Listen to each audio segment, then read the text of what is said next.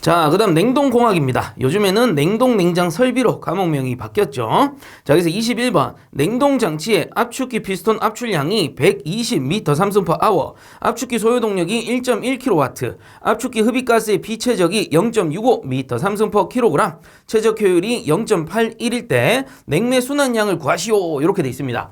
그래서 통상 우리가 냉매 순환량 구할 때는 어떤 공식들을 썼어요? 대부분 보면 Q는 G, C, 델타 T이거나 아니면 Q는 G, R이거나 아니면 Q는 G의 델타 H 공식에서 G를 냉매 순환량으로 두고 이 항에서 풀었죠. 그래서 예를 들어 비열, 온도차, 열량을 줬다. 그럼 C 델타 T를 내려가지고 G를 구한다거나 아니면 증발잡열, 열량을 줬다. 증발잡열 내려가지고 G를 구한다든가 아니면 엔탈피 줬어요. 엔탈피 차, 열량 줬으면 엔탈피 델타 H를 내려가지고 G를 구한다거나 이런 식으로 우리가 유도해서 많이 풀었는데 제가 이론 강의할 때 잠깐 짚고 넘어갔던 공식이 있을 겁니다. 이러한 공식들 이외에도 냉매 순환량 계산하는 공식이 한 가지 더 있었어요.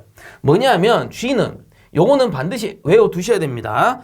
스몰 v 분의 v에 곱하기 이타 v라는 공식이 한 가지 더 있었습니다. 그래서 G가 냉매 순환량이고 스몰 v가 뭐 있습니까? 비최적이고 그 다음에 v가 피스톤 토출유량 또는 압출량 이렇게 부르는 겁니다. 그래서 이건 뭔데요? 압축기에서 피스톤을 압축 꽉 했을 때 나오는 냉매의 양이죠. 그래서 단위로는 미터 3승/hr 1시간당 발생된 냉매 기체입니다. 냉매 기체니까 부피로 나타내죠. 냉매 기체의 양. 그 다음 비체적은 뭐 있습니까? 미터 3승/kg이 됩니다. 여기에다가 이타 V가 뭐 있어요? 최적 효율. 그래서 비최적분의 피스톤 토출량 해가지고 최적 효율을 곱하게 되면 냉매 순환량이 나온다라고 했습니다. 이때 효율은 단위가 없으니까 요거 한산해 보면 미터 3승 지워지고요. 킬로그램 올라가니까 kg/h라는 냉매 순환량이 되는 겁니다. 자, 그래서 이번 문제 딱 보니까 어때요? 압출량 줬죠. 요 V 준 겁니다. 압출량 줬고 그 다음에 소요 동력은 이거는 함정이죠. 쓸 일 없습니다. 그 다음에 비최적 줬어요. 스몰 V 줬고 그 다음에 최적 효율 줬네요. 이타 V까지 줬습니다. 그러면 요 공식으로 푸세요, 이거죠. 자, 그래서 그대로 풉시다. G는 자 비최적이 0.65 분의 피스톤 토출유량 또는 피스톤 압출량 120입니다. 120 곱하기 이타 V 최적 효율이 0.81이네요. 그래서 마찬가지 요게 미터 3승/h가 되는 거고 밑에 게 미터 3승/kg이 되니 이렇게 지워지고 킬로그램이 이렇게 올라가서 마지막에 kg/h가 나오는 겁니다. 자, 그래서 계산을 딱 해보니 149.54가 나오네요. 54에 단위가 어떻게 된다고요? kg/h입니다. 그럼 여기서 5에서 반올림 딱 하게 되면 최종값이 어떻게 나와요? 문제의 답에 나오는 150 kg/h가 되겠구나. 자, 이렇게 나오는 겁니다. 자, 그래서 21번 문제의 답은 2번이 되겠습니다. 자, 그 다음 22번 응축기에서 고온 냉매 가스의 열이 제거되는 과정으로 가장 적합한 것은 이렇게 물어봤네요. 자, 그래서 우리가 몰레르 선도 한번 그려본다면 이렇게 해가지고 pH 선도입니다. 이런 식으로 작도했을 때 표준 냉동 사이클 같은 경우는 살짝의 관행각이 있고 이쪽 편이 뭐예요? 건포화증기 상태입니다. 그래서 이런 식으로 순환을 하는데 시계 반대 방향이죠. 여기가 압축, 응축, 팽창, 증발이 되겠죠. 자, 그렇다면 이번 문제에서는 응축 과정에서 열이 제거되는 거. 그래서 여기 응축기 입구에서 여기 출구까지 가면서 열이 제거되는 거는 어떠한 과정을 통해서 제거되느냐? 우선 답부터 알려드리면 4번의 대류와 전도가 됩니다. 자, 그 왜 그럽니까? 우선 압축기 딱 그려보고요. 그 다음에 응축기 그립니다.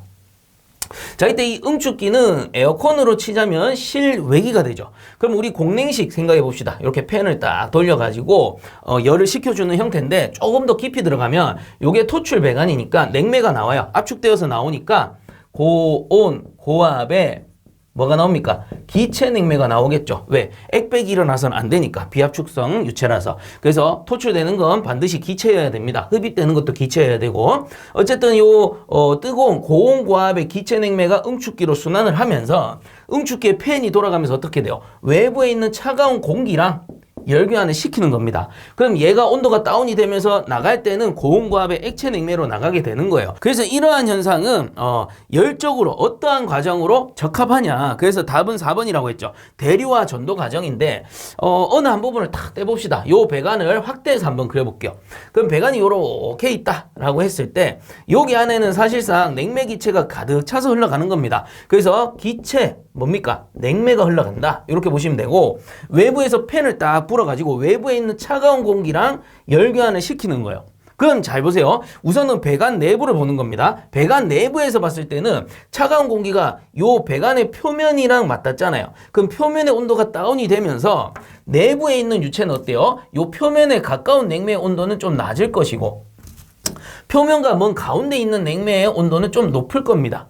그러면 어떻게 되냐? 요 차가운 냉매 서서히 온도가 식으면서 차가워진 냉매는 얘랑 자리가 이렇게 바뀌겠죠. 그리고 뜨거운 냉매는 어떻게 돼? 가운데 있는 뜨거운 냉매는 이런 식으로 올라가 가지고 표면 쪽으로 이동하는 겁니다. 자, 그래서 얘들이 이런 식으로 순환하면서 차가운 건 가운데 쪽으로 이동할 거고 뜨거운 냉매는 또 표면 쪽으로 이동하면서 공기의 열이랑 열교환을 하는 거죠. 차가운 공기랑 뜨거운 냉매랑 열교환하면서 엄밀히 따지면 안에 있는 고온이 바깥으로 빠지는 거죠. 응축기니까. 그래서 고온의 열이 밖으로 빠져나가는 현상입니다. 그래서 내부만 봤을 때는 어때요? 차가운 냉매는 가운데로 가려고 하고 뜨거운 냉매는 표면 쪽으로 가려고 하니까 자연스럽게 이렇게 대류 현상이 일어난다라는 겁니다. 그래서 배관 내부로 봤을 때는 이건 대류 현상이라고 볼 수 있는 거고요.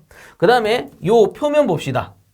배관의 표면과 공기가 맞닿는 부분은 어때요? 배관이란 건 뭐예요? 고체잖아요, 고체. 그래서 고체다 보니까 뜨거운 냉매와 공기가 어떻게 요 고체 표면을 통해서 열이 어떻게 됩니까? 고체이기 때문에 전도되는 거죠. 그래서 전도 현상에 의해서 열교환하는구나 이렇게 볼 수 있습니다. 자, 그러므로 뭡니까? 대류 현상과 전도 현상에 의해서 열교환이 되는구나. 대류는 어디? 냉매 배관 안쪽. 전도는 어디? 냉매 배관 표면과 공기가 되겠죠. 그리고 응축기가 공냉식이면 공기랑 열교환하는 거고 아니면은 순냉식이면 이 물이랑 열교환하는 겁니다. 그래서 공냉식이냐 순냉식이냐에 따라서 유체 종류는 좀 달라질 수 있는데 어쨌든 간에 그 열교환 방식은 똑같죠. 대류와 전도가 되는 겁니다.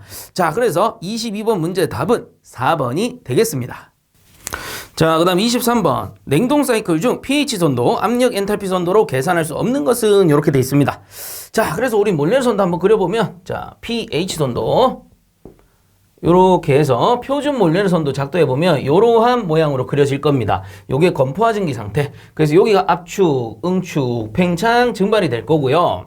이 몰레르 선도는 직엽도로 그려보셔야 돼요. 왜냐하면은 이 냉동 같은 경우에는 냉동공학이죠. 그래서 사실상 이 냉동공학 같은 경우는 몰레르 선도로 시작해서 몰레르 선도로 끝난다라고 해도 과언이 아닙니다. 사실상 이것만 잘 이해를 하시면 웬만한 문제는 다 풀죠. 그래서 좀 직엽도로 그립니다. 그래도 보셔야 돼요.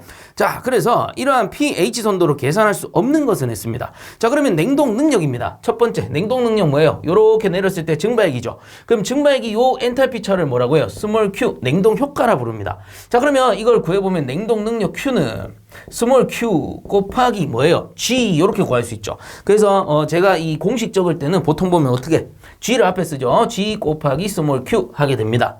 자, 그래서 이 g가 뭐냐? 냉매 순환량 kg/h고 스몰 q가 냉동 효과죠. 그래서 곱하기 kJ/kg입니다. 요즘에 SI 단위 나오니까 이렇게 쓸게요. 그래서 kg 지워지고 남는 게 뭐예요? kJ/h. 그래서 냉동 능력 kJ/h를 계산할 수 있죠. 즉, 요 증발기 입구 출구인데 이 입출구의 엔탈피 차가 뭐예요? 스몰 q가 되는 겁니다. 그래서 공식을 적을 때 G 곱하기 델타 H로 적어도 똑같은 거죠. 증발기 엔탈피 차 넣어주시면 똑같은 겁니다. 그게 스몰 q가 되는 거예요. 자, 그래서 어쨌든 간에 냉동 능력 구할 수 있죠. 이런 식으로 계산할 수 있습니다. 자, 그 다음에 성적 개수 어떻게 구합니까? COP는 AW분의 스몰 q 이렇게 계산하죠. 엔탈피로만 따졌을 때. 그래서 이렇게 내려보면 여기서 여기까지가 뭡니까? AW잖아요. 그러면 준 거 뭔데요? 압축기 준 것 분해 한 것. 압축기에 2를 줘가지고 우리가 증발기에서 냉동 효과를 봤다. 이게 뭔데요? 성적 개수가 되는 거예요. 그래서 AW분의 스몰 q, AW분의 스몰 q 해가지고 성적 개수 계산할 수 있고, 그 다음에 3번에 냉매 순환량 뭐예요? 요거 G 구하면 되지. 그러면 어떻게 돼요? 스몰 q 분의 q 하게 되면 G 냉매 순환량 나오는 거죠. 계산할 수 있습니다. 그러면 할 수 없는 것은 4번의 마찰 개수가 되겠네요.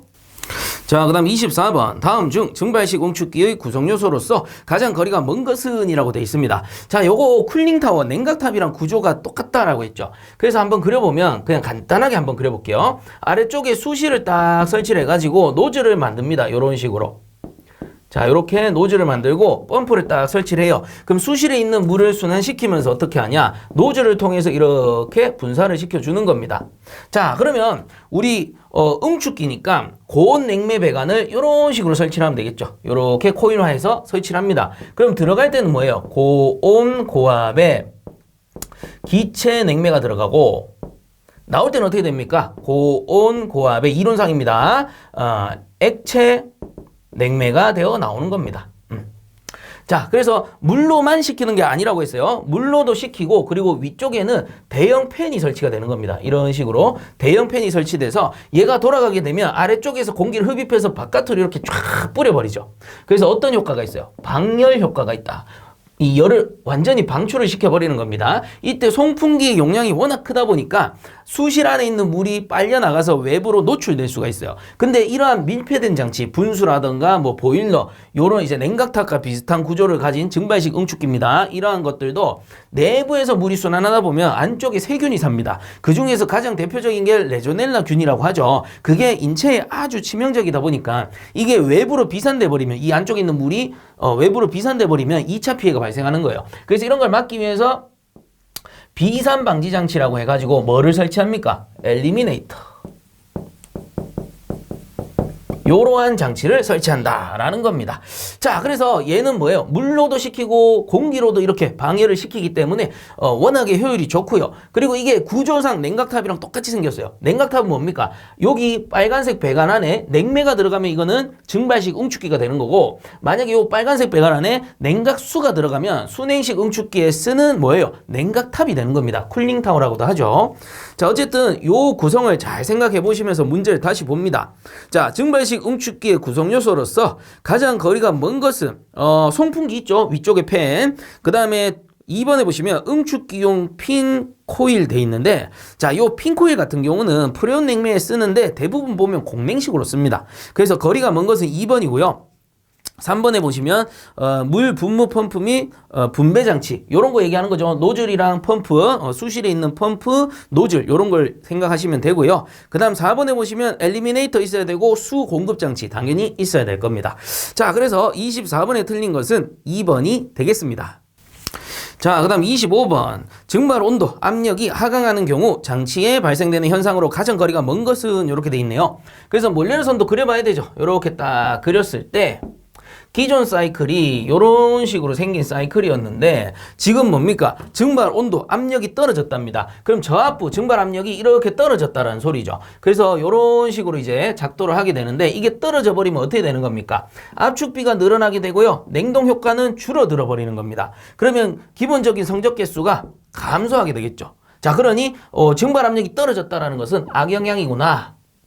이렇게 알고 계셔야 된다는 거예요. 그래서 온도 또는 압력 이렇게 되어 있는데 가급적이면 압력으로 보시는 게 편하실 겁니다. 그래서 등압력선을 끊고, 왜냐? 어차피 습증기 구역 내에서는 압력과 온도는 나란하게 가죠. 그리고 증발기라든가 응축기 같은 경우는 기본적으로 상변화를 하려면 등압 상태에서 이루어져야 되기 때문에 그냥 온도, 압력은 비례한다 이렇게 알아두셔도 되고, 몰레르 선도상에서 보실 때는 압력을 기준으로 보시는 게 조금 더 수월하다라는 겁니다.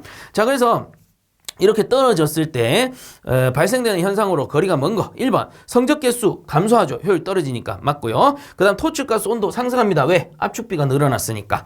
그 다음 3번에 냉매 순환량은 어떻게 돼요? 증가하는 게 아니고 감소하는 겁니다. 왜? 순환 효율이 저하하기 때문에 냉매 순환량은 감소해요. 틀린 것은 3번이고 4번에 냉동 효과 감소 맞겠죠. 자, 그래서 25번에 틀린 것은 3번이 되겠습니다. 자, 그 다음 26번 보겠습니다. 냉동장치의 증발 압력이 너무 낮은 원인으로 가장 거리가 먼 것은 돼 있는데 답은 우선 1번입니다. 수액기 및 응축기 내에 냉매가 충만해 있다 돼 있는데 요거는 좀 관계없다 이렇게 알아두시는 게 좋아요. 그래서 압축기, 그 다음에 응축기, 그 다음에 팽창 밸브, 증발기가 이렇게 있어요. 그럼 순환이 이렇게 될 것인데 요게 수액기가 있다 칩시다. 수액기, 요게 응축기. 그럼 요게 증발기죠. 그러면 이번 문제에서는 물어본 게 뭐냐? 이쪽 증발 압력이 너무 낮아지는 원인과 관계없는 거라고 했을 때 답이 1번인데 수액기 및 응축기 내에 냉매가 충만하다. 이 말은 냉매 유량이 많다라는 뜻이죠. 그럼 단순히 생각하면 여기 냉매 양이 많으니까 이쪽에도 압력이 높고 이쪽에도 유량이 늘어났으니 압력이 올라가겠구나 이렇게 생각할 수도 있는 겁니다. 근데 요거보다는 좀 더 정확하게 얘기해 보자면 관계가 없다가 조금 더 맞아요. 왜 그러냐? 이쪽에 고압측이죠. 고압측에 유량이 많다 해가지고 무조건 이쪽에 압력이 올라가는 건 아니에요. 왜 그러냐? 무엇과 관련이 있냐면은 요 팽창밸브의 궤도입니다. 그래서 팽창밸브의 궤도가 과소하면 이쪽에 많더라도 이쪽에 압력은 떨어지는 거죠. 유량이 부족하니까. 그리고 만약에 팽창밸브 궤도가 크다, 많이 열렸다. 그럼 이쪽에 유량이 늘어나니까 압력은 올라가는 겁니다. 그래서 직접적인 관계는 팽창밸브의 궤도와 관계 있지 이쪽 편에 응축기, 수액기와는 직접적 관계보다는 좀 간접적인 관계다라고 보시면 돼요. 그래서 관계가 좀 없다 또는 관계가 좀 적다 이렇게 보는 게 맞죠. 혹은 장치 전체의 유량이 증가하면 증발 압력도 같이 올라가는 거고 그때는 응축 압력도 같이 올라가는 거예요. 그리고 장치 전체 냉매 유량이 부족하면 증발기도 떨어지고 응축기도 떨어진다. 이런 식으로 보시는 게 맞겠죠. 자, 어쨌든 직접적인 관계는 없다. 그래서 답은 1번이고 나머지 한번 살펴보면 2번에 팽창밸브를 너무 쪼였다. 그럼 요 잠궈버렸으니까 이쪽에 유량이 떨어지고 압력이 떨어집니다. 자, 그 다음 3번에 증발기의 풍량이 부족하다. 자, 이거는 무슨 말이냐면 이 증발기란 것은 팽창밸브에서 통과해서 나오는 액을 증발시켜서 뭘로 바꿉니까? 기체로 바꾸는 거예요. 자, 그럼 비교를 해봅니다. 액체에서 기체로 바꾸는 장치다 보니까 액체보다 기체 부피가 크죠. 그래서 기체로 잘 바뀔수록 부피가 늘어나는 거고 부피가 늘어난다라는 것은 뭡니까? 요 내부 밀폐된 용기란 말이에요. 그래서 밀폐된 코일 내부잖아요. 증발기도. 그래서 밀폐되어 있는 장치다 보니까 부피가 늘어나게 되면 압력은 어떻게 돼요? 같이 상승하게 된다는 겁니다. 즉 증발이 잘 될수록 부피가 늘어나고 압력은 올라가는 거예요. 증발 압력이 올라가는 거예요. 근데 만약에 증발기의 풍량이 부족하게 되면 어떻게 돼요? 증발이 잘 안 되니까 액체의 양이 많겠죠. 그래서 액체의 양이 많다 보니까 부피는 감소하게 되고 그로 인해서 압력은 떨어진다. 이렇게 이해하시면 됩니다. 그래서 3번도 맞고요. 자, 그 다음에 4번에 보니까 여과기가 막혀있다. 그렇죠? 개통 내에 여과기가 막혀있으면 증발기 전단에 여과기가 있겠죠. 그래서 여과기가 막혀버리면은 증발기 내부 압력은 떨어질 수 있다. 요거는 맞는 겁니다. 자, 그래서 26번에 틀린 것은 1번이 되겠습니다. 자, 그 다음 27번 냉동 사이클이 다음과 같은 TS 선도로 표시되었다. TS 선도 4, 5, 1의 선에 관한 설명으로 옳은 것은 돼 있네요.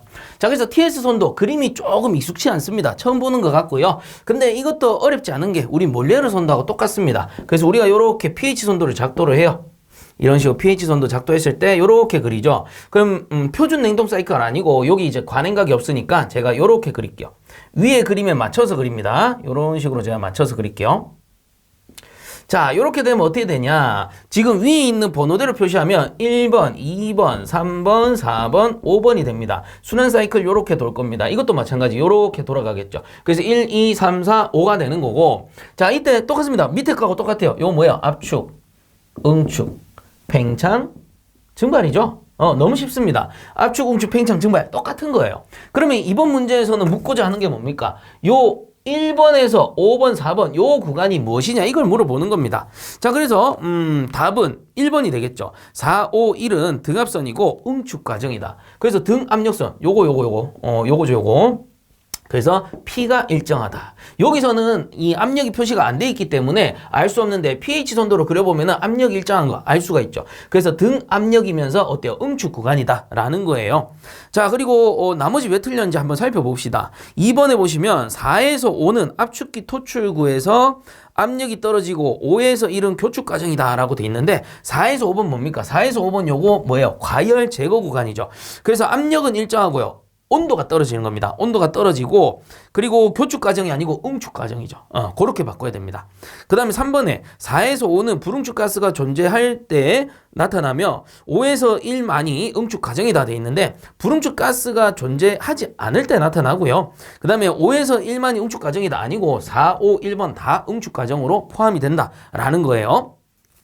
자, 그 다음 4번에 4에서 5로 온도가 떨어진 것은 4에서 5로 여기서 봅시다. 이렇게 온도가 떨어진 것은 압축기에서 흡입가스의 영향을 받아서 열을 방출했기 때문이다. 이건 뭐 말도 안 되죠. 뭡니까? 이 압축 후에 토출가스죠. 토출가스.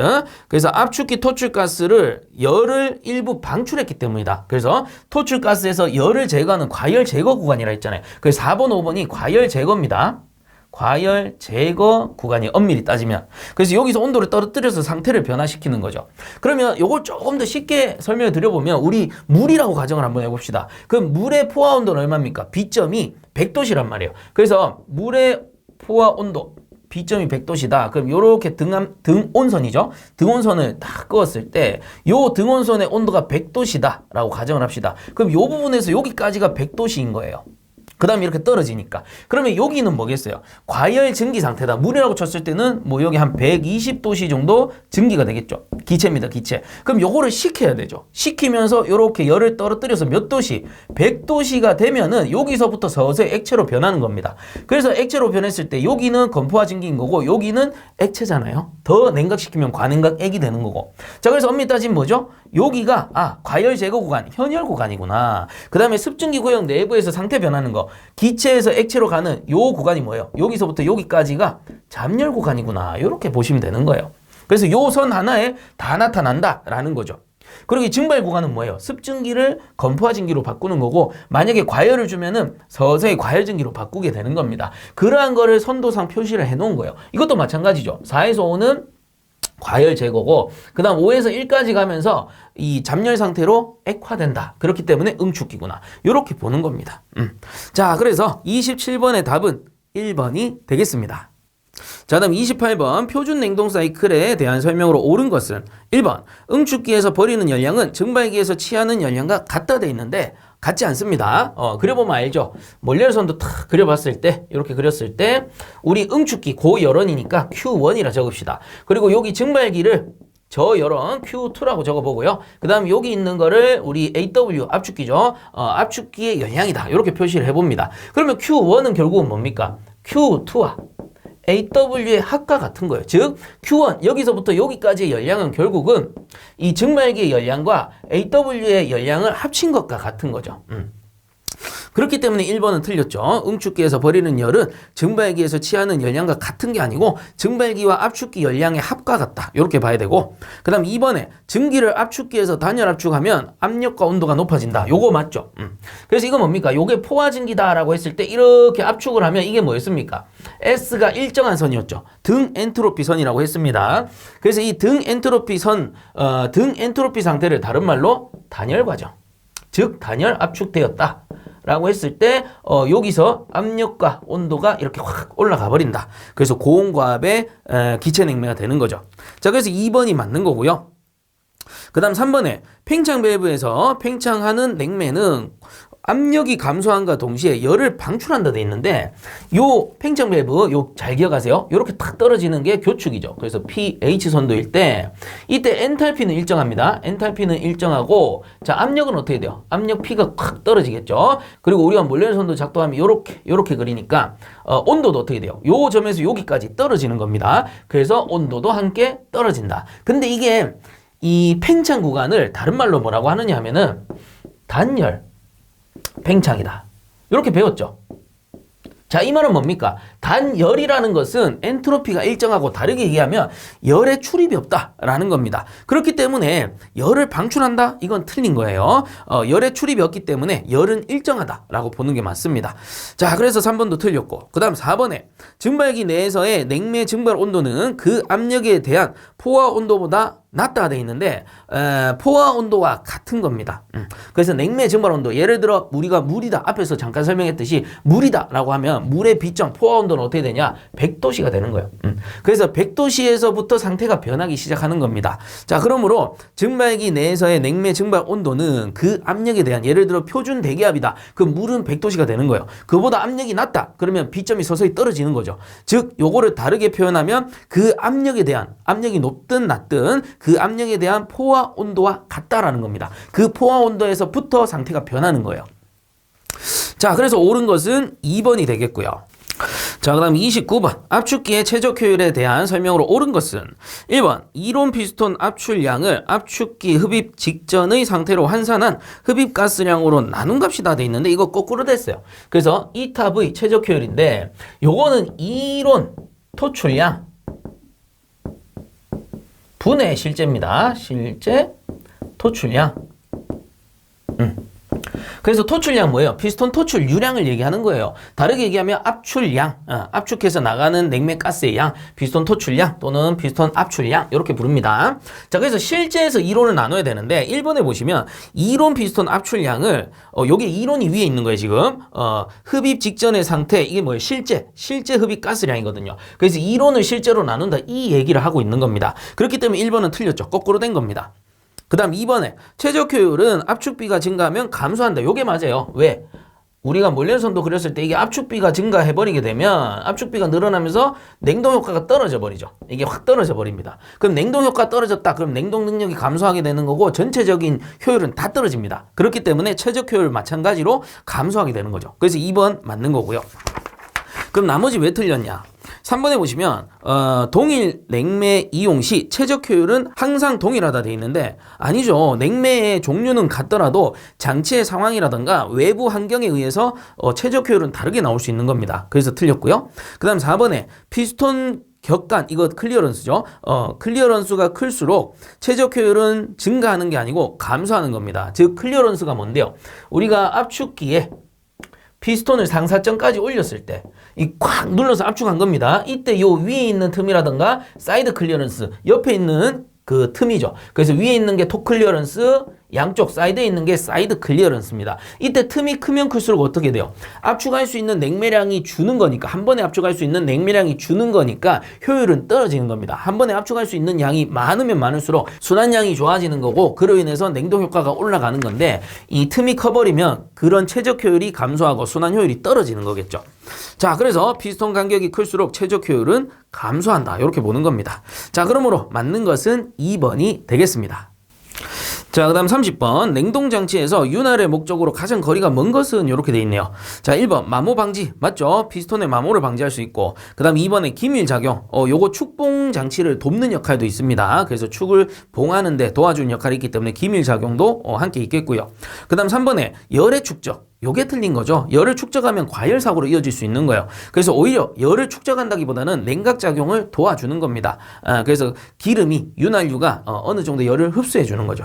자, 그래서 틀린 것은 3번이고 4번에 마찰 동력 손실을 방지할 수 있다. 그래서 마찰에 의한 손실을 방지하는 거죠. 자, 그래서 30번에 틀린 것은 3번이 되고요. 그 다음 31번 바로 봅시다.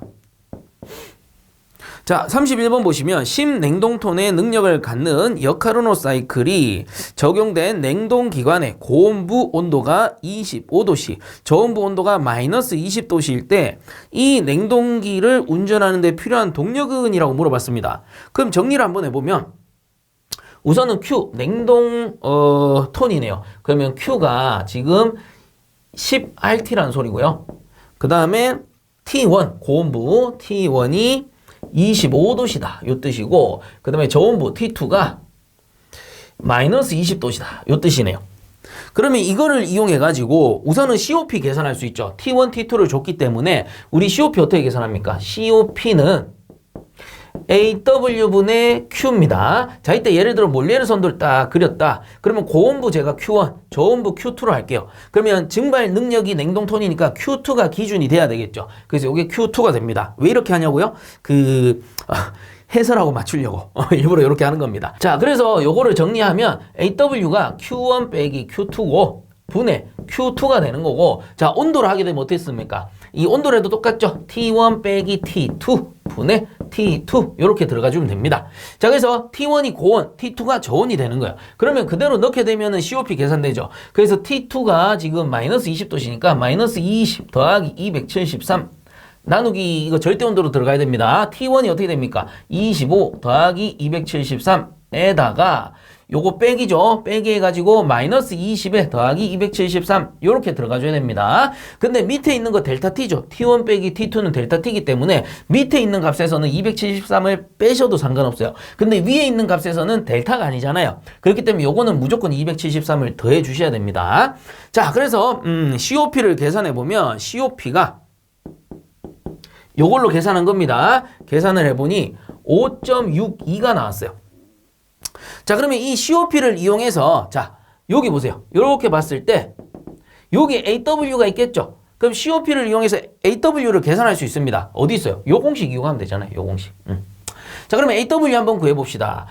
여기다 갈까요? AW는 COP랑 자리 바꾸면 되니까 COP 분의 Q2가 되는 거죠. 자, 그러면 Q2는 어디 있습니까? Q2는 10RT라고 줬어요. 그러면 10RT, 우리 킬로칼로리 per hour로 바꿉시다. 곱하기 3320 하면은 이게 단위가 어떻게 돼요? 킬로칼로리 per hour가 되는 겁니다. 나누기 COP 하면 어떻게 돼? 5.62인데 COP는 어때요? 요거는 효율이다 보니까 단위가 없어요. 그럼 최종 단위가 뭐가 나와요? 킬로칼로리 per hour가 나오는 겁니다. 그럼 우선은 요대로 계산을 한번 해보죠. 요대로 계산을 딱 한번 해보게 되면 5907.47 단위가 킬로칼로리 per hour가 나옵니다. 그럼 얘가 킬로칼로리 per hour가 나왔는데 답에서 원하는 단위는 뭐예요? 동력은 몇 킬로와트인가? 쌤 어디 있습니까? 보기에 있잖아요. 보기에 보면 킬로와트로 구해라 라고 했죠. 그럼 얘가 킬로칼로리 per hour니까 어떻게 하면 돼요? 여기다가 860을 나누면은 킬로와트가 되는 거죠. 왜? 1킬로와트는 860 킬로칼로리 per hour와 같으니까 요거 꼭 알고 계셔야 됩니다. 그래서 요 값에다가 5907.47에다가 나누기 860 하면 킬로와트 되는 거죠. 자, 그래서 계산해 보면 요게 6.87 킬로와트 나오네요. 그럼 요거 반올림하게 되면 6.9 킬로와트 나오겠죠. 자, 그래서 31번 문제 답은 3번이 되겠습니다. 자, 다음 32번 표준 냉동장치에서 단열 팽창 과정의 온도와 엔탈피 변화로 옳은 것은 돼 있네요. 이거 뭡니까? 교축 과정이죠. 교축 과정. 자, 교축 과정 시에는 PT가 감소하게 되고 엔탈피는 일정하다라고 했죠. 그리고 교축 과정 또 한 가지 뭡니까? 단열 팽창 과정이니까 팽창 밸브입니다. 단열 팽창 과정이니까 S가 일정하다, 단열이다 요 뜻이죠. 자, 그래서 이렇게 알아두시고요. 32번 같은 경우는 옳은 것은 3번이 되겠죠. 온도가 내려가고 엔탈피는 일정하다, 변화가 없다. 자, 그러므로 32번 문제 답은 3번이 되겠습니다. 자, 그 다음 33번 물 10kg을 0도씨에서 70도씨까지 가열하면 물의 엔트로피 증가는 단 물의 비열은 4.18kJ/kg 켈빈이다 라고 되어 있습니다.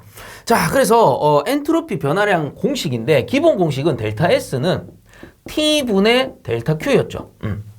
그래서 절대 온도분의 열량의 변화량이 엔트로피 변화량이었습니다. 근데 이게 이제 기본 공식이고 이제 산업기사 기사로 넘어가시게 되면 이 기본 공식보다는 그 과정마다 쓰는 공식이 또 따로 있어요. 근데 그거를 일일이 외우기가 쉽지가 않습니다. 그래서 제가 지금 노트를 해드릴 테니까 판사하는 거 노트를 하시면 돼요. 그래서 빈칸에 하시든 아니면 연습장 노트 여기에다가 여러분들이 꼭 필기를 하셔서 한 번 정도 외워두시기 바랍니다. 그래서 얘가 그냥 기본 공식인 거고 앞으로는 어떻게 외워두냐? 델타 S라는 것은 자, 크게 두 가지입니다. MCV의 ln에 T1분의 T2 여기에 더하기 MRln에 V1분의 V2 이렇게 하나 적어 두시고요. 그 다음에 또 한 가지 MCP 요 CV 나왔으니까 정합이겠죠. CP의 ln에 T1분의 T2고요. 자, CP는 빼기입니다. 빼기 MRln에 이제 V 나왔으니까 P 나와야 되겠죠. P1분의 P2 이렇게 좀 필기를 해 두시고 요걸 좀 외워 두시기 바랍니다. 그래서 요것만 알고 계시면 웬만한 과정의 응용 공식은 다 푸실 수가 있어요. 무슨 말이냐? 이게 어떤 과정이냐에 따라서 공식이 바뀐다라고 했죠. 그래서 P가 일정한 과정이라고 생각을 해봅시다. 그 압력이 일정한 상태에서 엔트로피 변화량 어떻게 구하느냐? 압력이 일정하기 때문에 자 보세요. P가 여기 뒤에 있죠. 그럼 P1분의 P2가 0이 되는 겁니다. 그러면 어떻게 돼? 여기 뒤에 게 이렇게 사라지는 거죠. 그렇기 때문에 정합 상태에서는 요 공식인 거예요. MCP ln의 T1분의 T2. 그래서 MCP ln의 T1분의 T2로 계산하시면 됩니다. 언제? 정합일 경우. 자, 그러면 정합이니까 또 뭐 있어요? 최적이 일정할 때, 정적인 경우 어떻게 됩니까? V가 0이 된다. 그러면 요 뒤에 있는 거 지우시면 됩니다. 그러면 앞에 있는 거 뭐예요? MCV ln의 T1분의 T2죠. 그래서 정합인 경우에는 MCV의 ln의 T1분의 T2로 구하면 되는군요. 이렇게 보시면 돼요. 그럼 또 뭐 있어요? 등온 과정, TC. 그럼 뭐예요?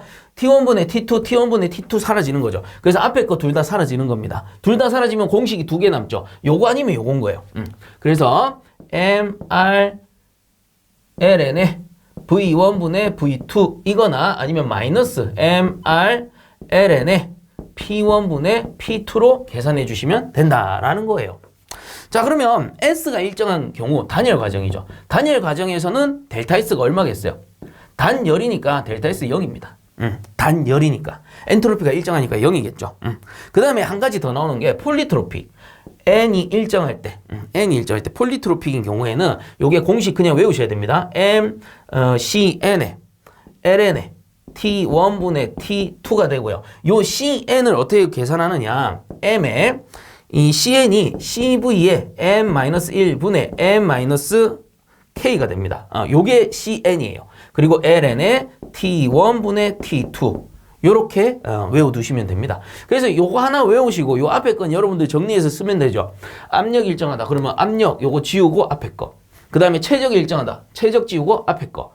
온도가 일정하다. 그럼 요 둘 다 지우고 뒤에 두 개. 그 다음에 S가 일정하면 0인 거고 나머지 요거는 하나 외우시면 되는 거고. 그래서 이게 기사 수준이면 이걸 싹 다 외우셔야 되고 산업기사 수준 같으면 잘은 안 나오는데 요즘엔 또 워낙에 응용 그 문제도 많이 나오고 난이도가 좀 올라가는 추세이다 보니 제가 혹시나 해서 다 알려드리는 겁니다. 원래는 그냥 요 앞에 것만 외우셔도 상관이 없어요. 요 정도만 해도 웬만한 문제를 다 풀었었는데 요즘엔 또 이제 추세가 그렇지 않다라는 거죠.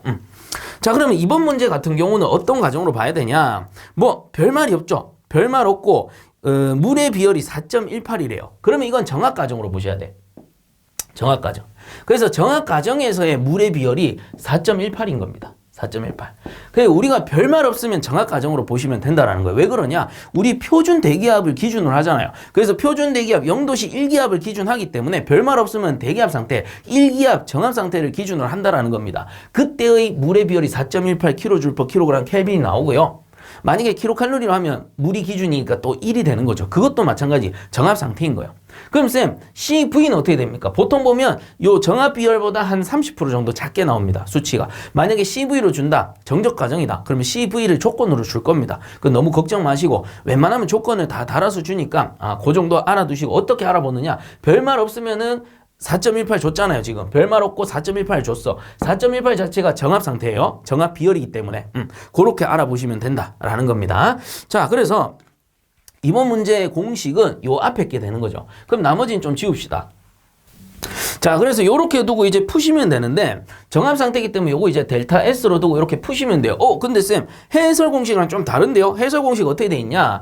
GCP ln의 T1분의 T2 이렇게 돼 있죠.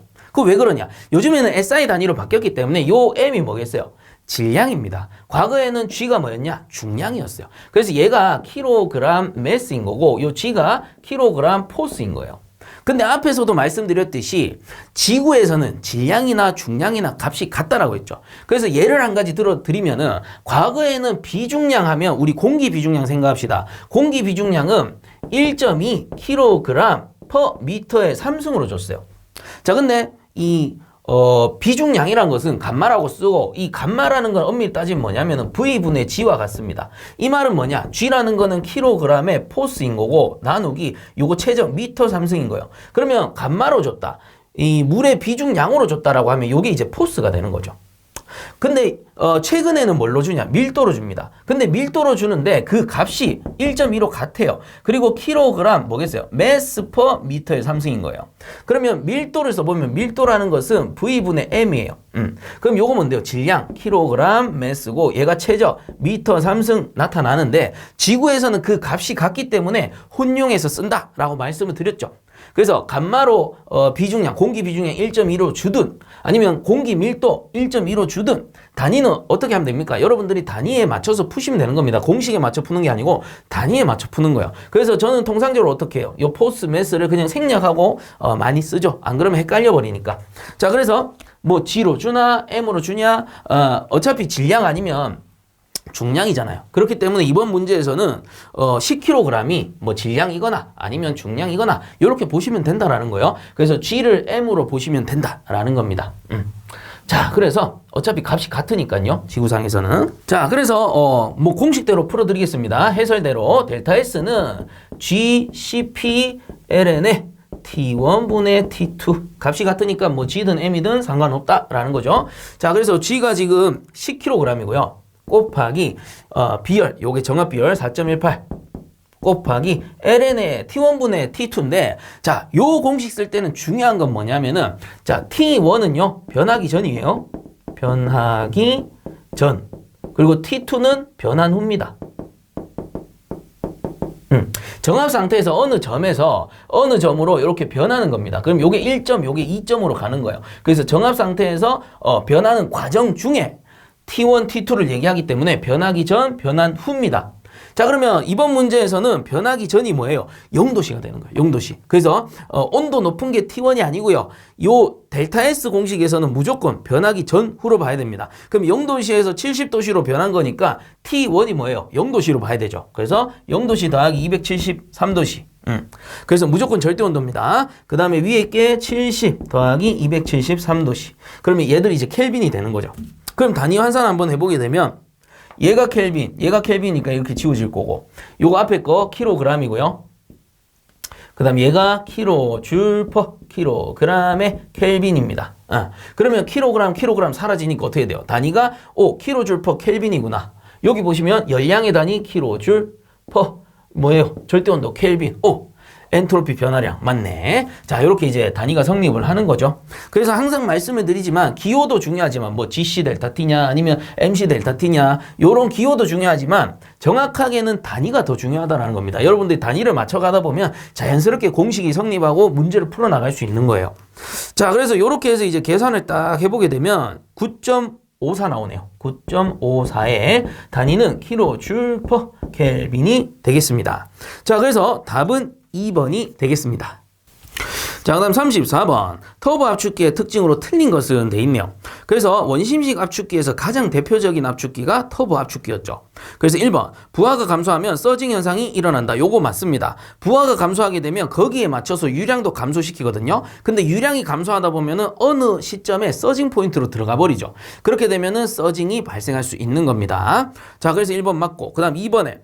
압축되는 냉매 증기 속에 기름방울이 함유되지 않는다. 요거 왕복동식이랑 비교한 건데 왕복동식에 비해서는 윤활유 양이 상당히 작습니다. 거의 없다고 봐도 돼요. 왜냐하면 활동부에만 윤활유가 있지 그 안에 차 있거나 뭐 이런 게 아닙니다. 그렇다 보니까 이 윤활유로 인한 즉 냉매 증기 속에 기름방울이 함유되지 않는다라는 거예요. 맞는 말이고, 그 다음 3번에 회전 운동을 함으로 동적 균형을 찾기 좋다. 요것도 맞아요. 그럼 틀린 건 4번이겠죠. 모든 냉매에서 냉매 해수 장치가 필요 없다 돼 있는데 R11을 제외한 냉매의 경우 냉매 해수 장치가 필요하다라는 겁니다. 틀린 것은 4번.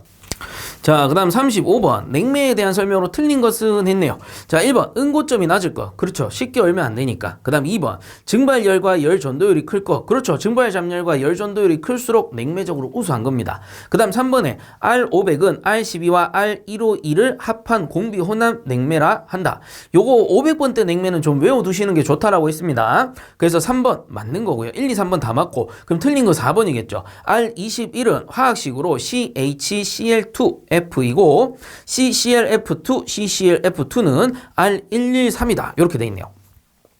자, 그래서 요거 한번 계산해 보면 되는데 R21번입니다. 근데 앞쪽에 0이 생략돼 있다라고 했었죠. 그래서 CHFCl 순으로 알아두시고 얘가 100의 자리 플러스 1인 거고 얘가 10의 자리 마이너스 1이고 얘는 그냥 1의 자리 그대로 가는 거고 CL은 남는 겁니다.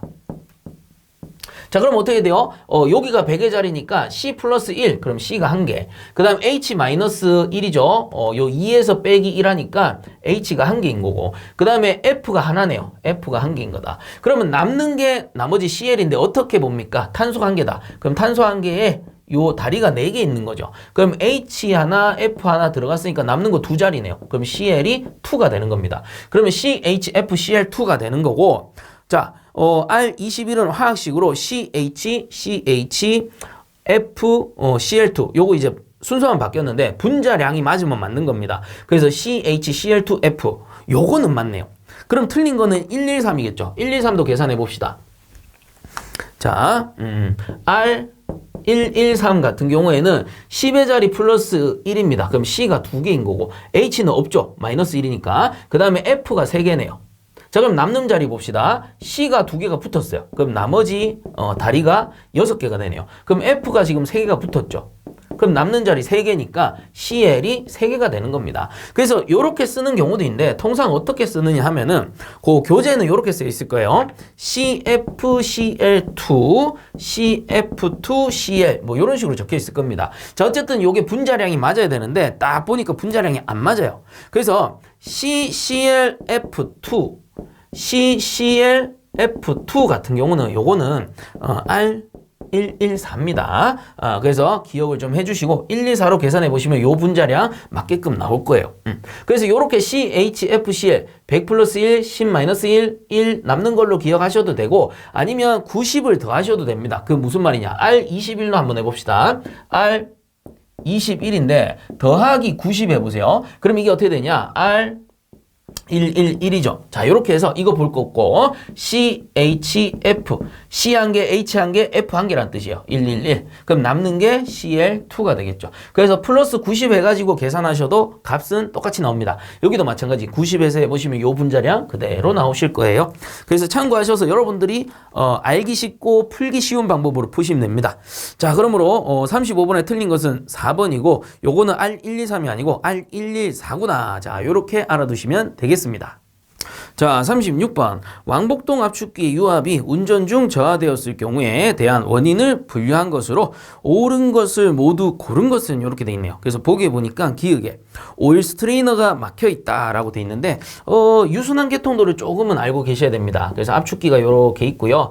여기에 피스톤이 이렇게 들어있다라고 가정을 했을 때 크랭크 축이 이런 식으로 연결이 될 겁니다. 이렇게 연결되면 얘가 돌아가면서 피스톤이 왕복 운동하겠죠. 자, 이때 안쪽에 윤활유가 이렇게 들어있는 거고 이때 윤활유를 급유하는 유압 펌프가 이렇게 있다 칩시다. 그럼 이렇게 급유를 하는 형태입니다. 그리고 이 뒤쪽으로 순환 계통이 이렇게 연결이 되는데 여기서 이렇게 우회시켜서 이쪽으로 보내어주는 라인이 하나 있고요. 그 다음 위쪽에 윤행각기를 써서 식혀가지고 다시 이렇게 넣어주는 라인도 하나 있습니다. 자, 이때 압력계가 어디 있냐? 이쪽에 설치가 될 거고 그리고 큐노 필터라고 해서 이쪽 편에 한 가지 또 설치가 되죠. 이론 강의 들으셨으면은 이 필터의 위치를 아실 겁니다. 또는 이제 그 모델에 따라서는 이 부분에 여가망을 설치하는 경우도 있습니다. 자, 이 말인 즉슨 오일에 스트레이너가 막혔다. 그럼 큐노 필터가 막혔든 요 여가망이 막혔든 막혀버리면 우리 압력계 지침을 봤을 때 어떻게 돼요? 이쪽에 막혀버렸으니까 위쪽으로 유량이 없죠. 그럼 압력이 떨어져 버리는 겁니다. 그래서 기역은 맞는 거예요. 유압이 운전 중에 저하되는 경우 맞는 거죠. 스트레이너가 앞쪽에 있으니까. 그래서 기역은 맞고. 자, 다음 니은에 보시면 유온이 너무 낮다라고 돼 있는데 유온이 낮아지게 되면 어떤 효과가 있느냐면 오일의 점도가 올라가 버립니다. 그럼 찐득찐득해지는 거죠. 그럼 이 점도가 올라가다 보면 제대로 순환하지 못하고 어느 한 곳에 정체되어 버려요. 그렇다 보면 압력계 쪽에 정체돼 버리면 압력계 지침이 올라가면서 이 유압이 증가하는 효과가 있는 겁니다. 그렇기 때문에 니은은 틀린 거고 거꾸로 유온이 높을 때는 점도가 저하하기 때문에 이게 순환이 다 돼버리면서 압력이 좀 저하하는 효과가 있는 겁니다. 자, 그리고 디귿에 보시면 냉동유가 과충전되었다. 이거는 유압이 떨어지는 게 아니고 유압이 올라가 버리겠죠. 과충전돼 버리면. 그래서 니은 디귿 틀렸고 그 다음 리을에 크랭크실 내의 냉동유에 냉매가 너무 많이 섞여 있다. 자, 냉매가 많이 섞여 있다라는 거는 빠져나간 윤활유도 많다라고 봐야 되겠죠. 많이 섞여 있으면서 압축을 하다 보면 냉매와 윤활유가 같이 토출돼 버리고 그리고 냉매가 들어온 양만큼 윤활유는 또 빠져나갈 거 아닙니까? 그렇다 보니까 내부에 윤활유가 작아지게 되는 거고 압력이 어떻게 저하하게 된다. 이렇게 보는 거죠. 그렇기 때문에 보기 중에서는 유압이 저하되는 거는 기역과 리을입니다. 자, 그래서 답은 3번이 되겠습니다. 자, 그 다음 37번 2단 압축 냉동장치에서 게이지의 압력계 지시가 고압 15kg/제곱센치의 게이지압이고 저압이 100mHg를 가리킬 때 저단 압축기와 고단 압축기의 압축비는 단 저고단의 압축비는 동일하다. 이렇게 돼 있네요. 자, 그래서 문제 풀기 전에 우선 단위부터 통일을 좀 시킵시다. 그래서 하나는 게이지 압력이고 하나는 진공 압력입니다. 오, 쌤, 게이지 압력은 알아보겠는데 진공 압력은 어떻게 알아봅니까? 자, 1atm 하에서 표준 대기압은 760mHg죠. 760mHg보다 낮으면 어떻게 되죠? 진공 압력이다 라는 겁니다. 그래서 100mHg 줬으니까 진공 압력이죠. 자, 그럼 요거 이제 단위부터 먼저 맞춥시다. 제가 풀기 편한 kg/제곱센치로 맞출게요. 그리고 절대 압력으로 바꿉니다. 그래서 우선은 게이지 압력은 절대계죠. 그럼 요거 두 개 더해 주시면 됩니다. 그래서 절대 압력은 대기압이 1.0332 kg/제곱센치일 거고 요게 더하기 게이지 압력이 15입니다. 그럼 얼마 나와요? 16.0332가 나오고 단위는 kg/제곱센치가 나올 겁니다. 그럼 요거를 고압으로 제가 pH로 쓰겠습니다. pH. 자, 그 다음에 진공압력 줬으니까 절대진인데 단위를 우선 바꾸셔야 되죠. 단위가 어떻게 되냐? 지금 100mHg 줬으니까 자, 100 나누기 760 해야 되죠. 왜? 이게 mHg고 표준 대기압 mHg가 760mHg니까 이렇게 지워질 거고요. 제가 원하는 단위 넣으시면 됩니다. 곱하기 1.0332 넣으면 kg/제곱센치로 바뀌는 겁니다. 그래서 이렇게 해서 계산을 한번 해보니까 얼마가 나왔냐? 0.1359 나오네요. 여기 밑에다 갈까요? 0.1359 kg/제곱센치인데 아직까지는 진공압력이에요. 단위만 바꿨으니까. 자, 그럼 여기다 넣으시면 됩니다. 절대압력은 대기압 1.0332 빼기 요거 넣으시면 되죠. 0.1359 하시게 되면은 요게 0.8973 단위는 kg/제곱센치. 이제는 절대압력이죠. 둘 다 절대압력입니다. 자, 이렇게 해서 요거를 이제 PL이라고 씁시다. PL. 지금 해설하고 지금 맞추려고 그러는 거예요. 이렇게 쓰시면 되겠네요. 그럼 pH와 PL을 구했으니까 압축비 구하면 되는데, 자, 지금 조건이 뭐냐면은 저압과 고단의 압축비는 동일하다라는 거예요. 그리고 2단 압축이라고 했죠. 그래서 2단 압축 1단 팽창인지 2단 압축 2단 팽창인지 뭐 사실 상관없습니다. 그리고 싶은 거 그리면 돼요. 자, 그래서 pH 선도 탁 그려놓고 요렇게 그리고 요렇게 그리겠습니다. 자, 그럼 이건 뭐예요? 2단 압축, 2단 팽창 사이클이구나. 2단 압축 1단 하셔도 뭐 상관은 없습니다. 어차피 압력만 뽑으면 되거든요. 자, 그럼 요렇게 뒀을 때 지금 pH가 얼마입니까? 16.0332가 되는 거예요. 그 다음에 저단 압력이 어떻게 됩니까? 저단 압력이 0.8973이 되는 거예요. 자, 이때 고저단의 압축비는 동일하다라는 말은 요 압축비랑 요 압축비의 값은 동일하다라는 거예요. 그럼 요거를 정리를 한번 해봅시다. 요 압축비 어떻게 구해요? 자, 요게 pH고 요게 PL이라면 요 가운데 있는 건 뭐예요? 중간압력 PM이 있겠죠. 이거 얼마인지 몰라요. 그러면 얼마인지 모르는데 한번 구해봅시다. 요 압축비는 어떻게 구하냐? PM 분의 pH로 구하면 되죠. 근데 요게 뭐랑 같아요? 저단 압축비랑 같다면서요. 그럼 PL 분의 PM하고 같은 거예요. PL 분의 PM이랑 같은 거예요. 그럼 여기서 우리 중간압력 구해봅시다. PM, 요거 밑에 거 올라가고 밑에 거 올라가면 되죠. 그래서 pH 곱하기 PL은 뭐가 됩니까? PM의 제곱인데 제곱이 넘어가게 되면 어떻게 돼요? 요게 루트가 이렇게 씌워지죠.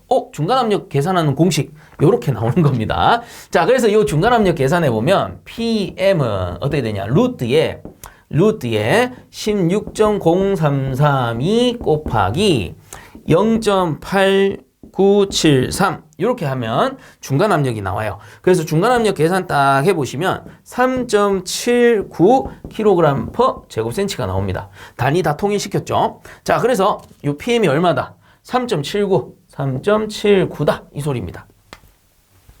자, 그럼 이제 고단과 저단의 압축비를 구하시면 돼요. 어떻게 구합니까? 고단 한번 구해볼까요? 고단이 PM분의 pH였죠. PM분의 pH 뭐예요? 요거 하는 겁니다. 그 계산해보게 되면 16.0332 나누기 PM이 어떻게 되냐? 3.79가 나와요. 자, 그러면 이렇게 계산하면 4.2 나올 겁니다.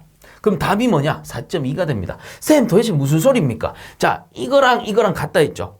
그래서 요 4.2가 요건데 요것도 계산해 보시면요. 자, PL 분의 PM은 PL이 0.8973 분의 3.79 하시잖아요. 그러면 대략적으로 4.2 나와요. 그래서 저단 압축비 요거죠. 저단 압축비와 고단 압축비를 계산하셔야 했잖아요. 저단 압축기, 고단 압축기, 압축비 두 개가 같은데 계산하면 4.2로 같이 나오는 겁니다.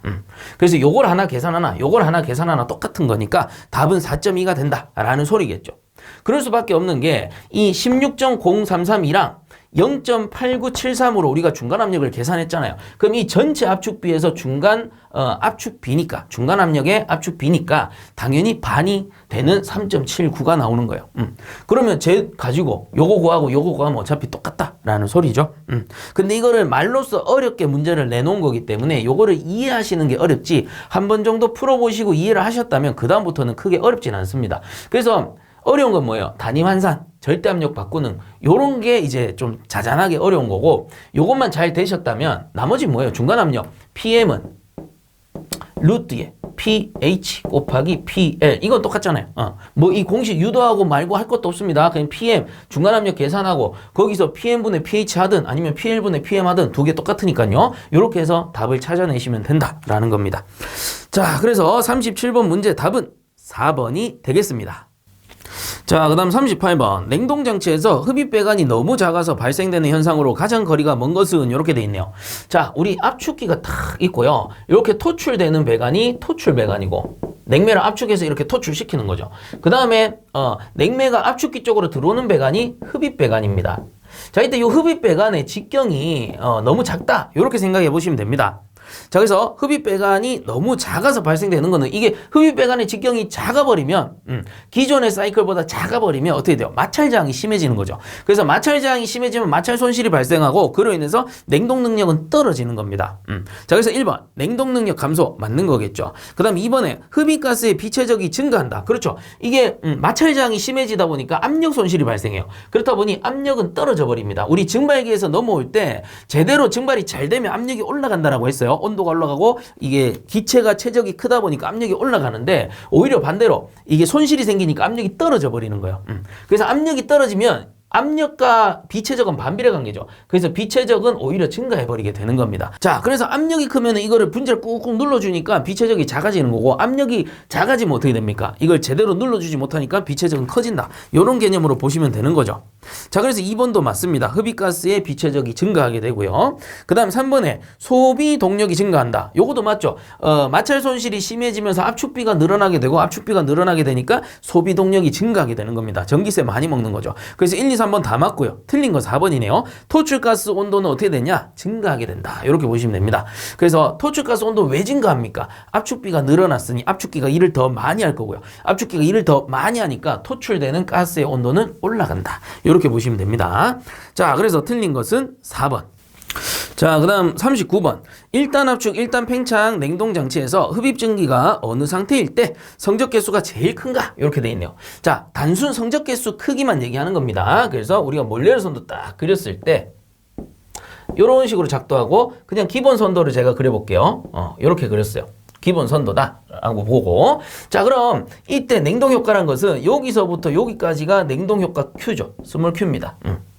자, 근데 요 상태에서 냉동 효과를 조금 더 증가시켜주는 방법이 몇 가지 있었죠. 뭐냐면 첫 번째, 살짝 과냉각을 주는 겁니다. 그래서 한 5도씨 정도의 과냉각을 주게 되면 요 엔탈피가 이런 식으로 내려오다 보니까 여기서부터 여기까지로 냉동 효과가 늘어나는 그러한 효과가 있고 그리고 플래시 가스를 줄여주는 효과도 있다라는 겁니다. 자, 이렇게 성적개수를 높일 수도 있고요. 아니면은 흡입가스에서 봤을 때는 원래 이상적인 냉동 사이클은 건포화증기 상태가 가장 좋습니다. 근데 건포화증기 상태를 유지하기가 어렵죠. 그렇다 보니까 실제 사이클에서는 살짝 과열도를 준다라고 했어요. 자, 이렇게 살짝 과열도를 주게 되면 혹시나 발생할 수 있는 액압축, 습증기가 넘어가는 액압축을 방지할 수 있고 액이 넘어가면 어쨌든 습증기 상태로 들어가 버리면 효과는 무조건 다 떨어지는 거예요. 그걸 방지할 수 있고 그리고 살짝이지만 냉동 효과가 증가하는 그러한 효과도 있다라는 겁니다. 여기서부터 여기 끝까지가 이제 스몰 Q가 돼버리는 거죠. 자, 그렇다 보니까 우리가 성적개수 COP는 AW 분의 스몰 Q와 같잖아요. 요걸 냉동 능력 Q로 대문자 Q로 적으셔도 되는데 뭐 어쨌든 간에 그 말인즉슨 요게 이제 AW라면 AW는 일정한 상태가 되는 겁니다. AW가 일정한 상태에서 냉동 효과가 크면 클수록 이 성적 개수는 커지는 거죠. 왜? 위에 있는 거는 서로 비례 관계고 밑에 있는 거, 분모에 있는 거 서로 반비례 관계니까. 그래서 성적 개수와 냉동 효과는 비례. 성적 개수와 이 AW, 압축 1은 반비례. 왜? 똑같은 조건, 똑같은 효과라면 2를 덜 할수록 효율이 좋은 거니까요.